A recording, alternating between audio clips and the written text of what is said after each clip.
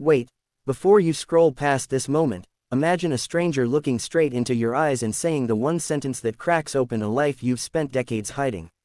If this story pulls at your heart even a little, don't forget to like this video and subscribe to the channel, because stories like this remind us why human connections still matter. It was an ordinary afternoon in the city park, the kind where people pass by without seeing each other, when a little girl's voice stopped one of the most powerful men in the city in his tracks. She stood in front of him, clutching a worn sketchbook to her chest, her eyes wide with certainty, and said, "You look exactly like my dad's painting." Ethan Caldwell, CEO of one of the largest architectural firms in the country, had chosen that bench because no one ever bothered him there. Dressed in a charcoal coat, his silver-streaked hair neatly combed, he looked like a man who had everything under control. But control was a habit he used to hide loneliness. At 47, Ethan had boardrooms full of people who listened to his every word, yet not a single soul who truly knew him. He had lost his parents young, buried his dreams under deadlines, and learned that success could drown out pain, but only temporarily. The park was his escape, the one place where he could sit, breathe, and remember the version of himself he'd abandoned long ago. The girl couldn't have been more than 8 years old. She wore a faded yellow jacket that was slightly too big for her, dark curls escaping from a loose ponytail. Her name, she said proudly, was Lily. Ethan smiled politely at first, assuming this was just a child's imagination running wild, but something in her voice, steady, unafraid, made him pause. She flipped open her sketchbook and held it up. Inside was a painting of a man standing by the sea, brush in hand, eyes filled with longing. Ethan's breath caught. The resemblance was undeniable. Same sharp jawline, same tired eyes that had seen too much and said too little. "That's my dad," Lily said softly.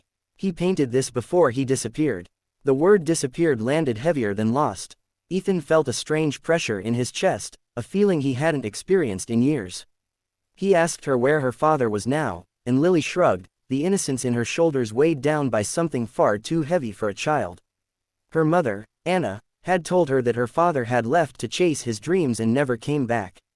But Lily believed paintings didn't lie. She believed that the man in the picture was still out there, somewhere, unfinished. Ethan wanted to stand up and walk away. He had learned long ago that unanswered questions were safer than painful truths. But Lily's eyes reminded him of someone, himself, decades earlier, when he still believed the world would make space for his dreams. Against his better judgment, he asked if he could meet her mother. Anna arrived minutes later, breathless and apologetic. She was in her early 30s, with tired eyes and hands stained faintly with paint that never quite washed off.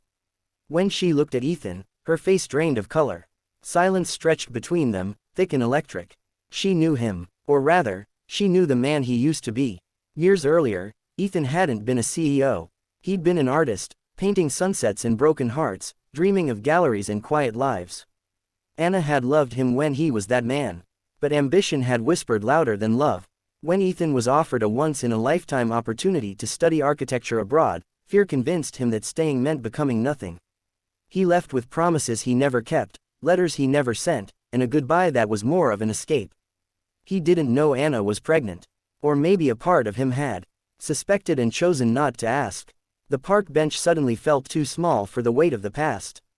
Ethan listened as Anna spoke, not with anger, but with exhaustion.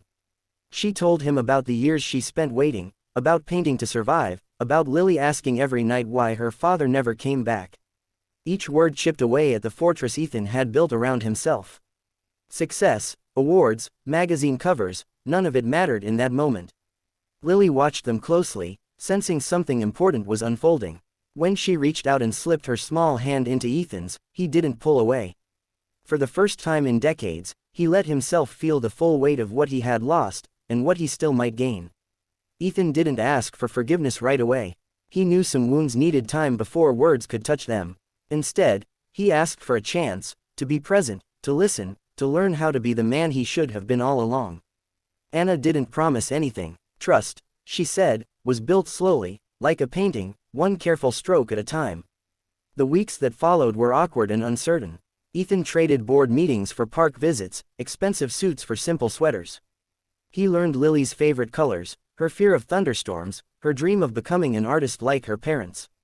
At night, alone in his penthouse, He stared at unfinished blueprints and realized how empty his achievements felt without someone to share them with. The biggest challenge came when Ethan was offered a promotion that would move him overseas permanently. It was everything he had worked for, but it would mean leaving again.